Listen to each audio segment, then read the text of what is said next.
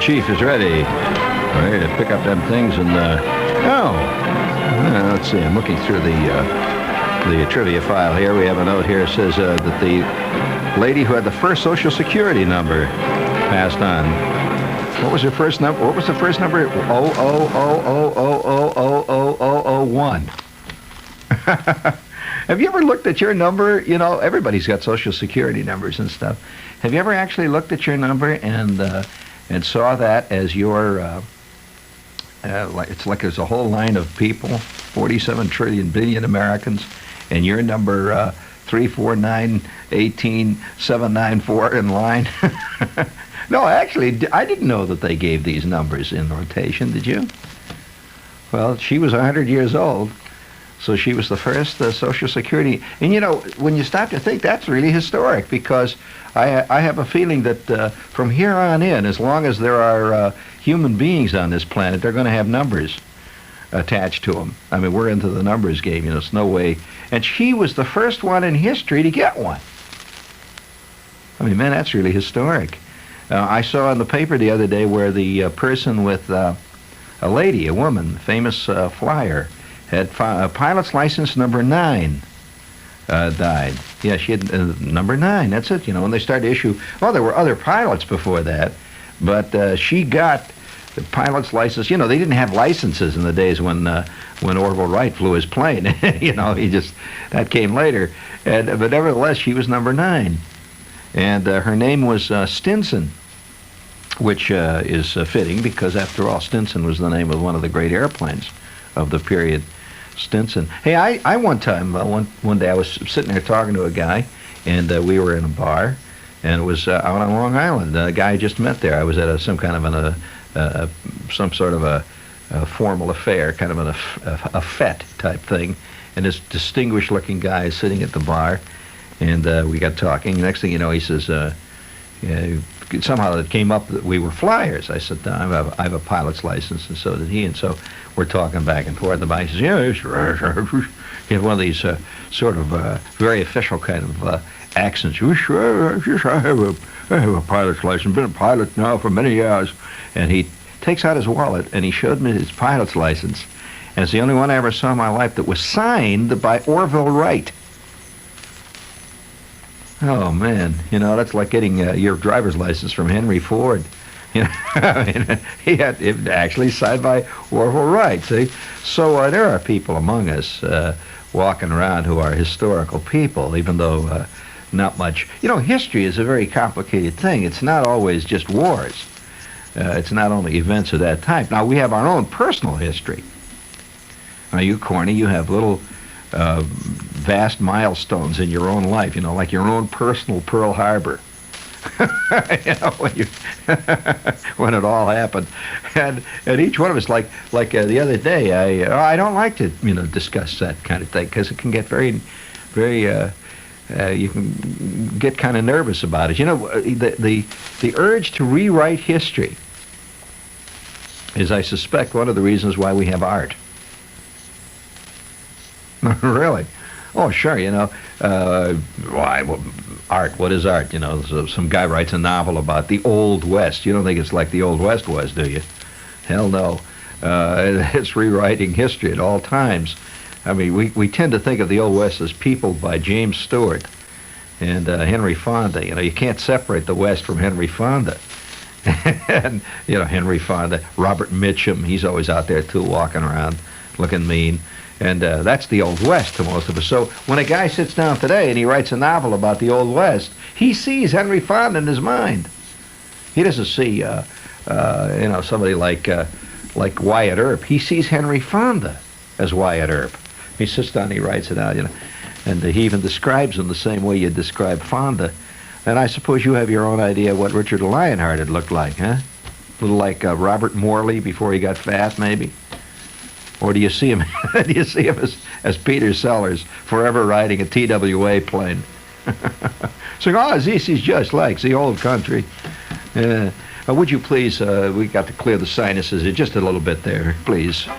It's sinus clearing time. Yes, sir, that's my baby. No, sir, I don't beat my baby now. Boop, ba doo doo da da boop. Down the street. Who's that? Okay, so petite. Who's that looking? Look it up there. Play with Corny. Okay, that's enough, Corny. Now you can reset it. You can reset it there. Thank you. Thank you very much. And before we go any further, I'll get a couple of these out of the way so we can actually tell a story here tonight. Let's see. National Airlines has just introduced a whole new way to fly. And play the cut there for me, please. If you're looking for fun, come on into the sun. I'm National Fly Me. Thinking of flight, I'll be doing it right. I'm National Fly Me. Yes, no frills fare. You'll find no frills on the seats. Non-stop flights to Miami, Fort Lauderdale, Monday through Friday. Thursday, actually, not Friday, Thursday. You'll save 35% off the day coach fare, and the fare, for example, is only $61 one way, Miami, Fort Lauderdale, right? So you have to purchase your tickets in advance when you make the reservation, 7 days, a few other little rules. So see your travel agent or National Airlines. You're flying far. I'm gonna fly you like you've never been flown. Fly you like you've never flown before. Yeah. Oh, God, this is a wild one. Listen to this. Just hot off the press, the Firehouse Cookbook. Home-style recipes from the fastest cooks in America. These are guys that work at firehouses. You know, firemen. And these are firemen's recipes. The ladies' auxiliary never knew about these recipes. Regional specialties are a cinch to make with the Firehouse Cookbook. Classic chowders of the Northeast, the savory jambalayas and gumbos of the South, to spicy Mexicano dishes from Texas, and even exotic Hawaiian fare. Imagine them serving poi in a Hawaiian firehouse. The pick of the firemen's favorites from all 50 states, and it's called the Firehouse Cookbook, and it's $8.95 from the Viking Press at your bookseller today. Well, it had to happen eventually. It had to happen. Thinking about buying a new car or a new boat? Then there's something else you ought to be thinking about. The best way to sell your present car or boat. For Long Islanders, there's only one answer. Sell it in Newsday. Why is Newsday your best bet to sell any kind of merchandise? Here are 3 good reasons. Low cost. For only $7, you can run an island-wide action ad in Newsday for 3 consecutive days. A huge audience. Your ad appears in 1,350,000 copies of Newsday in a 3-day period. No other publication comes close to giving you that many selling chances. No hidden costs. The price you pay for your Newsday ad is all you pay. Unlike some weekly publications, there's absolutely no commission when you make your sale. So remember, low cost, huge audience, no commission. 3 reasons to sell it in Newsday. You can count on it for results. Hey, you know, that Firehouse Cookbook gives me an idea. Can't you just see the cuisine of America's great slams? I mean, you could have Slumgullion, a la the Big Q. Sure, why not? I'll bet people would really buy that one, Yes, the exotic recipes served by some of Florida's more exotic chain gangs. Yes, eat the... I'll bet that would sell. Really, you could sit down there and eat the way, let's say, Al Capone ate. Al Capone's favorite dish was always, you bring out. But what do you think? Babyface Nelson, for example, he really enjoyed the hamburger spaghetti mix that they say. That's hamburger mixed up with spaghetti, put on this day-old bread. It's really good. They serve that at Joliet. You'd like that one. That's a specialty of the house there. And wouldn't that make a great recipe book? Well, come on now. Yes. How about tamales a la Toombs? That'd be kind of nice. How about for example, lasagna done in the Leavenworth style? A lot of those guys like, a lot of the boys from the Mafia wound up in Leavenworth for a while there, and they had to have a little specialty in the house there. So I kind of like that recipe book, really. Oh, sure. Yeah. Of course, that brings up all kinds of possibilities now that we've opened that can of peas. I can say great gustatorial delights from the Signal Corps. Now, for those of you who are curious what they actually eat in the Army, I can, with great authority, outline several basic Army meals. For example, one of the big things they love in the Army, I don't know why you always get it there, but you do, is salmon loaf. Yes, salmon loaf. Salmon loaf was a big Army dish. Well, you know what salmon loaf is. Like a meatloaf made out of salmon, see? And especially, there was one Army cook I ran into that specialized in salmon loaf with the, those little round backbone things in it. He left them all in there, and they were, it adds roughage to the diet and excitement to every bite. Another one of the great, I think, classic Army dishes, which I've enjoyed many times. For those of you who have never enjoyed it, the one you always hear about, of course, is SOS. You know about that one. Well, you can get SOS at the many restaurants here in town, but some of the Army dishes you couldn't. For example, one of my favorite Army dishes always was the way they served fish. They always serve fish on Friday. Did you know that in the Army? Of course. Well, yeah. You seem confused, but it's the way it was. What do you think the Army eats? You think they sit around and they have all kinds of stuff. They have real food. They have lettuce and stuff, and and they serve fish. Well, now the Army did it a special way. They had special pans made that never tasted fish the way they did it. It was overdone on one end and raw on the other. So that way you could have it, any way you wanted. Every piece of fish you could run right down the middle. That's right. I used to say to I remember the mess sergeant I worked with several occasions, 18, 20 hours at a clip. I remember sometimes saying, Sergeant, why can't you cook both ends? And his answer was, because we don't. And that was pretty basic, I thought. Army bread is really good. Army, they make their own bread, and it's first-rate bread. I'll tell you, once you get hooked on that Army homemade bread, and you come out and you start getting the stuff, that you see advertised on TV, those cute little bread loaves that talk to each other, you really get, it really kills you. This is WOR New York, speaking of killing machines. And how about another quickie there for you? Yes. What you're listening to is the beating of one drum and the pounding of 18,000 human hearts. Now, what single live experience comes to mind wherein so many people are rendered into intense, fearful silence? Of course, Ringling Brothers and Barnum and Bailey Circus. And this year, besides stopping more hearts than ever before, we're getting something we've never gotten before: standing ovations at almost every performance. Now, maybe it's because our production numbers are more imaginative than ever before. Maybe it's because we've added more sensational and dangerous acts than ever before. Maybe it's just because more and more grown-ups are realizing that instead of outgrowing our circus, they've really grown into it. After all, an adult really understands all the discipline and training and beauty and danger that goes into what's going on. But don't take our word for it. It's a lot more fun if you find out for yourself. Come to the greatest show on earth at the Garden, now through May 26th. You'll enjoy us even more now than when you were a kid. Peter Lindhays and Mary Healy for Finnair. Look, Mary, we've got to change our travel plans. Everyone's hearing about it. Why, Peter? What are they hearing? Finnair's radio commercials about the escorted tour we booked to Scandinavia. You know, the one that includes Finland. Well, Finnair's spoiling Scandinavia. The only thing that Finnair's ever spoiled, dear, was us. Remember last year the Finnair tour we took? The great hotels, yes, the sure. uncommon Yes, of courtesies. course, but they were not telling everybody about it on the radio. Mary, you know what happens when everybody finds out. It spoils it. Well, look at it this way. Finnair's tours aren't for everybody. Well, that's certainly true. And it's also true that everybody who goes on a Finnair tour enjoys unusual attentive service only experienced travelers have found. For more than the usual Scandinavian holiday, ask for something right out of Finnair. It's the start of the finish.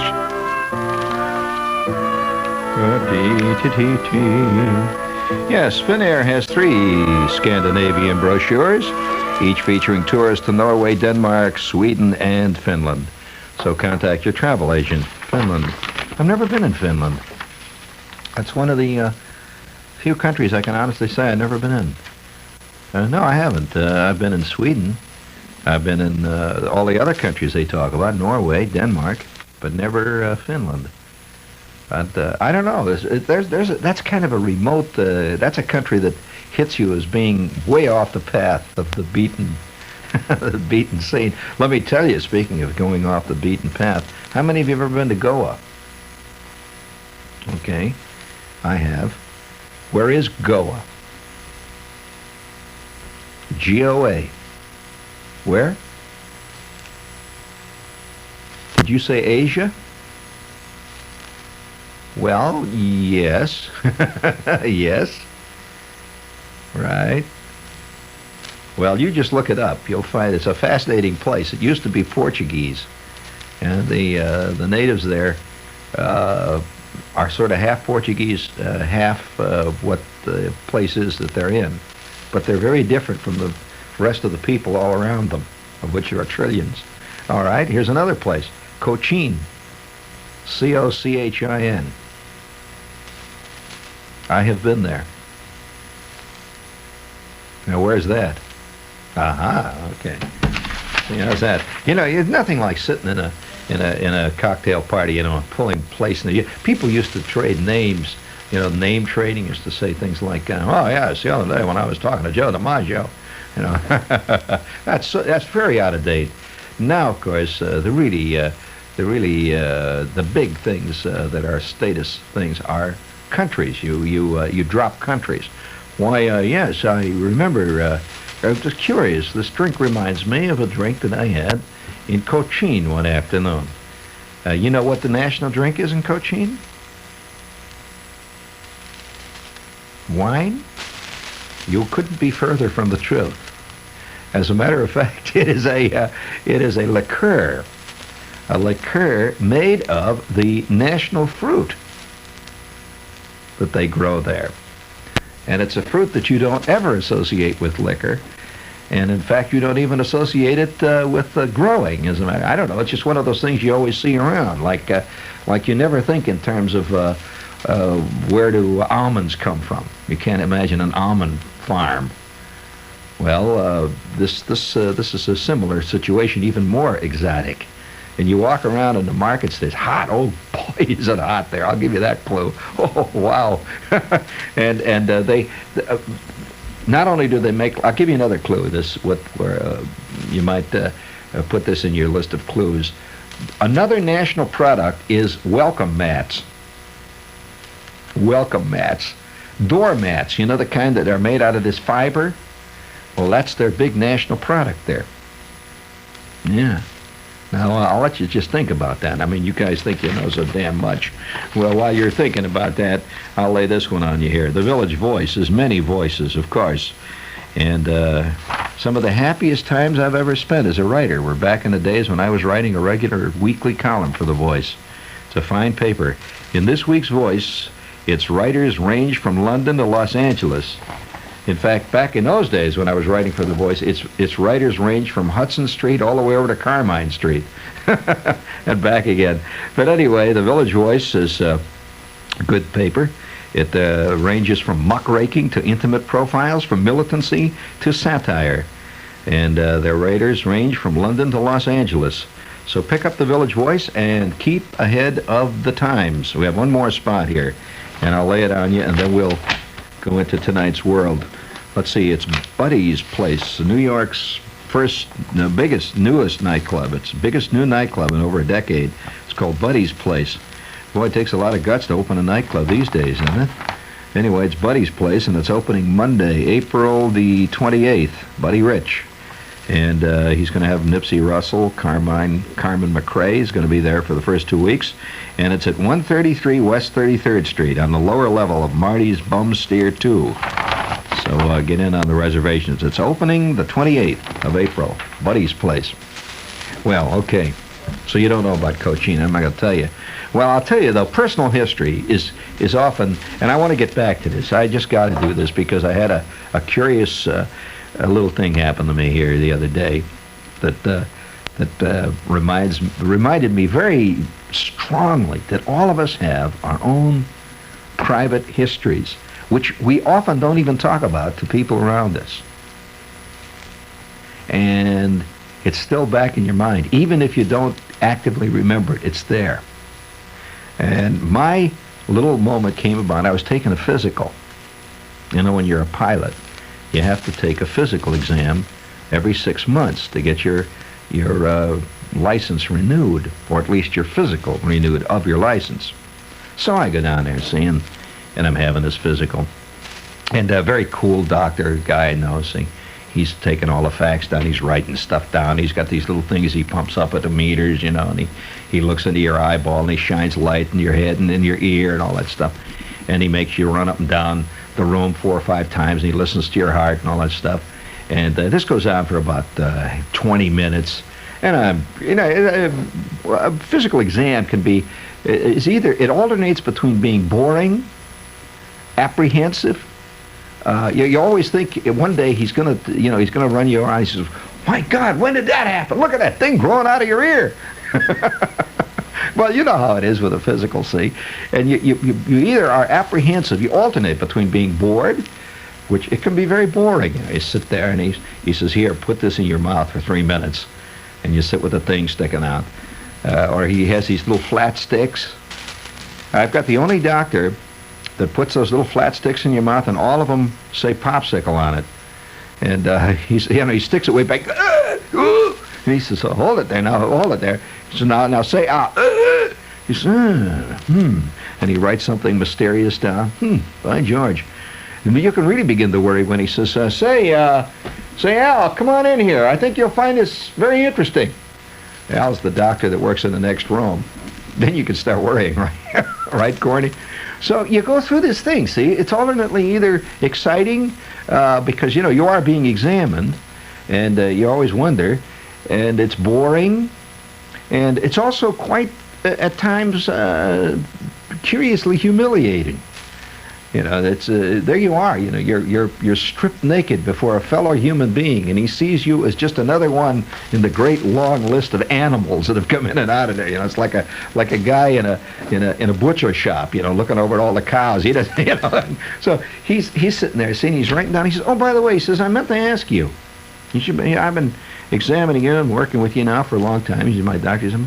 So I meant to ask you. He said, "What about that scar on your bottom?" I said, "What?" He said, "Yeah." He said, "I just meant to ask you, where'd you get that scar?" I didn't even know I had, I didn't know I had one. I says, "A scar on my body?" Oh, he says, "You got a hell of a scar there on the left side."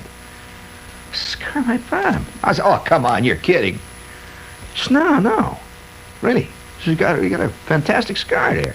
He says, "About 3 inches long." He says, "You don't mean to tell me you forgot when you got that?"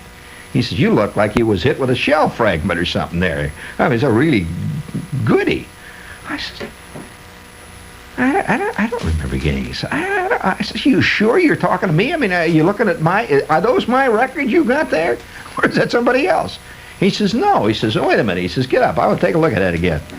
And sure enough, he looks, he examines. He says, "Yeah." He says, "There's a scar." He says, "Boy, it must have been a hell of a painful thing." I had no idea where I got that scar. He said, "Oh, come on." He says, "You don't get a thing like that without knowing about it." And I said, "No, I don't remember getting any scar like that." I said, "I really don't. Scout's honor." He says, "Oh, I'll bet you were some scout." I said, No. I got to be a Star Scout. I had a Star Scout. A Scout's honor. I can still can you give the Scout salute? Scout's honor, right? That's it. Did they have that same one down in the islands? Right. See, with the finger there? Scout's honor. He says, "Well," he says, "when you remember where you got that, I'd be just curious to know." He says, "Because that's a very interesting scar." So I left the office very thoughtful. I had a big scar about 3 inches long right on my bottom, see? And you don't discover things like that about yourself all of a sudden. It's just like, going through a physical. And the guy says, "Hey, I just meant to ask you, where did you lose your thumb?" So what do you mean? I got a thumb. He says, "No, have you ever counted? Look, you've only got 4 fingers on that right hand." I never counted. That's right. So I got to thinking. I said, where did I get this scar? I couldn't think of it. I couldn't remember it. And week go by, and I kept thinking about it. Once in a while, it would come to my mind. I must have really had some scar. So like one day, this friend of mine, who's also a doctor, but he's another doctor, but another guy, see, who he happens to be a radiologist, this Fred. And he was examining a guy one day, taking X-ray pictures, and he's got this guy under the machine. He's taking the whole thing, you know, and he finally winds up. They develop the plates while the guy's sitting in the next room putting his shirt on, and he's looking at the X-rays. You know how they put them up against these lights that shine out, and he puts the X-rays up there? And he calls the guy in. He says, "Oh, say, Mr. Murgatroyd, I'm just curious. Have you ever thought about getting that bullet removed?" I said, "What? What bullet?" He says, "You got a bullet in there. And look at there it is, plain as the. Look at that. Just show. Look at it, perfect." He said, "I'd guess that to be about it looks like about a 32." He said, "That's a bullet right there. Beautiful shape right there." Bullet. He says, "You have a bullet right there." He says, "See, right there in the lower part of your back, you got a bullet there." He says, "You mean to tell me you never knew about that?" He says, "No." He says, "I didn't know I had any bullet. This is ridiculous. A bullet, me with a bullet wound." And he says, "Well, wait a minute." He says, take your shirt off." He turns him around. He starts examining him very carefully in the back. He says, "Well, there's a small scar right up there, right above it." He says, "Absolutely, that's where it went in." Well, I'll be darned. The guy had a bullet. So he sat down and he had a long talk with the doctor. They were trying to figure out when he got this bullet. And it hit him one day. He says, "I remember a thing happened once." He says, "I was walking on a golf course, just playing golf." He says, "I'm out." And he says, and all of a sudden, something hit me in the back, he said. And he says, there were a bunch of kids playing around there. And he says, I figured somebody just threw a stone at me. And I got hit with a stone. He says, I hollered, come on, you kids, cut it out. And they looked at me kind of funny. And he says, I went out playing. And that's the only thing he could think of, that one day he was walking on a golf course, and obviously somebody, somewhere, someplace, had shot a bullet, and this thing hit him. And it was, it's spent enough so that it didn't go right through him, but it went right into him, and it gave him a shot, but he never knew anything about it. Didn't even bleed, as which incidentally does happen with bullets sometimes. They just puncture you, and then the hole quickly closes up, and there it is. So here I am with a scar. Let's get this scar. So I'm sitting around trying to figure it out, trying to think. Then it hit me. It was right on the edge. I knew there was a time. I could just, have you ever had a half-formed, kind of a shadowy memory, not quite fully formed, and yet you're trying to pull it out of your mind. Physically, you're pulling this memory out. And then I remembered it. Lucille Bodkin. I have never told you the story of Lucille Bodkin and what Lucille Bodkin did to me one day. I don't know whether I should even tell you this story. It has nothing to do with woman's lib. It just has to do with Lucille Bodkin and me. And how I got the scar. Do you think I should tell this story, Corny? After all, it is a scar on my bottom. That could be very embarrassing. As a matter of fact, it is very embarrassing how this happened. And I'll tell you, it was one heck of a moment, I can only tell you. And it was one of those things that completely disappeared out of my mind. And then when the doctor found it, it all came back. Now I'm mad again. I'm still mad at Lucille Bodkin. If I hear, wherever she is right now, Lucille Bodkin, I'm going to tell you, one day I'm going to get back at you. I'll tell you what it was like, how it happened. This was preschool. Well, not quite preschool. It was about first grade or kindergarten, that period, that period where you're big enough to walk around and do things, and yet you're not big enough to go down and do things, you just sort of fool around, You're a kid that does a lot of what they call generically playing. Your mother says, go out and play. At what point... messing around with the slides, and Flick was swinging on a swing, trying to go all the way around. And I'm up at the top of the Teeter Totter, messing around. And I'm by myself first on the Teeter Totter. I'm standing on the thing, up and down, see. Well, along comes about 5 girls. Among them is this Bodkin, Lucille Bodkin. And she says, can I teeter-totter with you? And I says, okay, you know.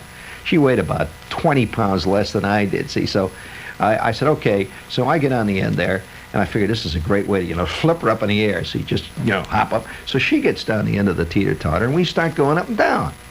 Now, being a male type, see, I'm doing it very rough. You know, I go, wham, I kick my feet down, up it goes. She, oh, come on. She says, don't play so rough. I says, oh, well, you want to teeter-totter with me? You got to teeter. I play teeter-totter the way, it's big league teeter-tottering. So she says, all right. So up and down we go. Now, I am now up at the top. You got it? After about 10 minutes of this thing, I'm up at the top. I get up to the top like that without any warning. Lucille Bodkin jumps off the teeter-totter. At which point, see, because she is lighter than me, right? And I'm bigger than she is. The teeter-totter slams down, and I am sitting up further, you see, than she was. She was on the very end of the teeter-totter. I'm about 4 or 5 feet up the teeter-totter so we could get a balance, see? It slams down. Boom! Oh, my teeth jar. And at that point, I slide backwards on that damn teeter-totter board. I slid backwards. And I felt something. Oh, wow. I slid backwards about 3 feet on this board. You know, the paint was peeling off on it. And she laughed like heck, and a whole bunch of girls, and they ran away. They just disappeared. You know, they ran into the crowd. You know, Well, I started to get up, and I was stuck to the board. I felt this thing. I felt this fantastic pain. Well, there I was. You know, kids are funny that way. They don't want to admit they've been hurt. Males especially. Did you ever go through that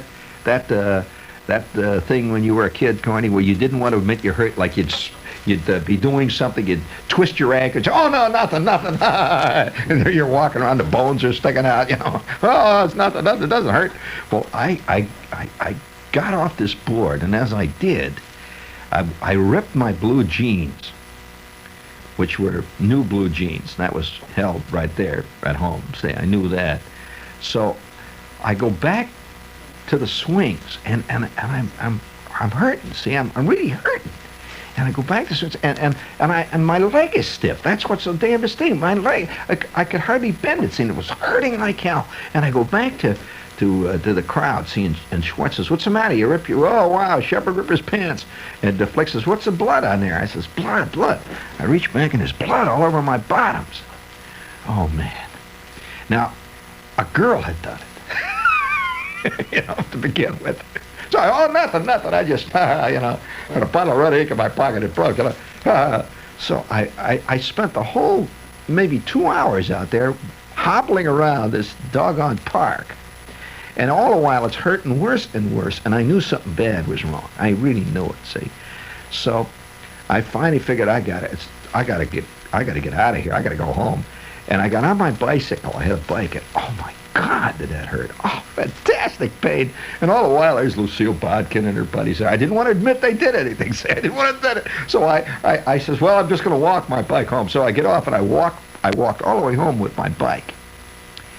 And I was still embarrassed. I didn't know what happened. And I got back in the house, and I took off my pants in my room. See, there was this great big rip in the back. And that's what worried me at the time, see. And I put my hand back there, and blood all over the place. My kid brother comes walking in the room. He says, oh, wow. Whoa, what happened to you? Whoa. Well, you know, you don't say. Lucille Bodkin one-upped me on the teeter-totter. I said, well, I don't know. I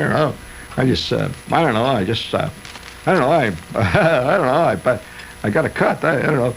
Well, my mother, the kid brother, you know, he runs out, and kid brothers always do this kind of thing. Hey, Ma! Hey, Ma! And, oh, you're a cow. Well, she came running into the bedroom to find out what was wrong. There was blood on the floor of my pants with a hole.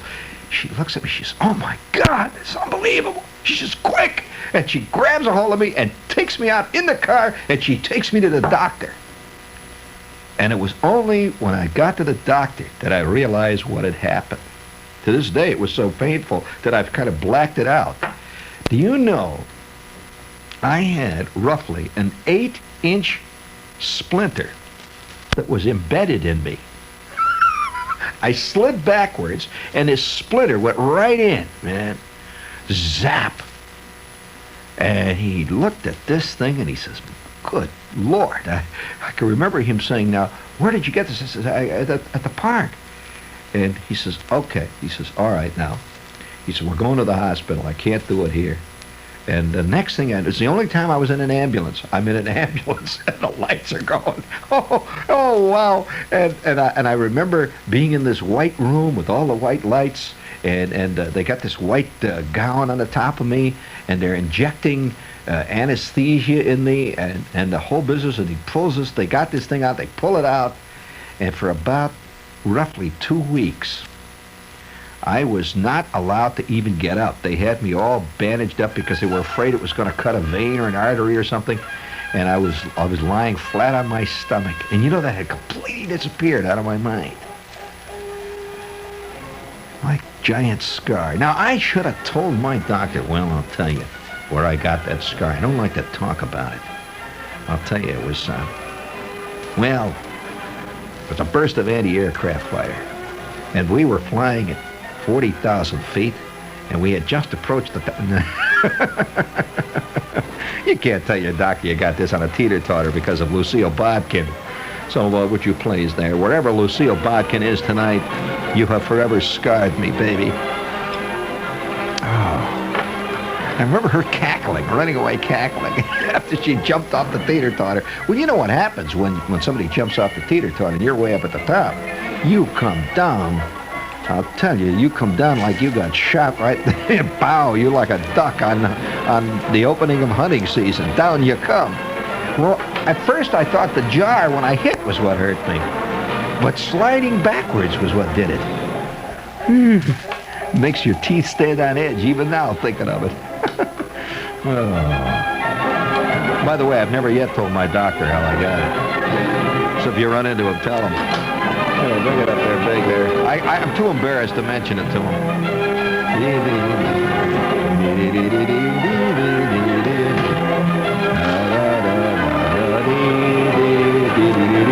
Listen, I know one guy. I don't want to even go into it. I know a very famous account executive here in town that has a bottom that's full of buckshot. They only got about half of it out, you know. I picked it out with tweezers. But how he got the buckshot, that's what's fascinating. He didn't quite make it out the bedroom window. This is WOR New York. Stay tuned for In Conversation.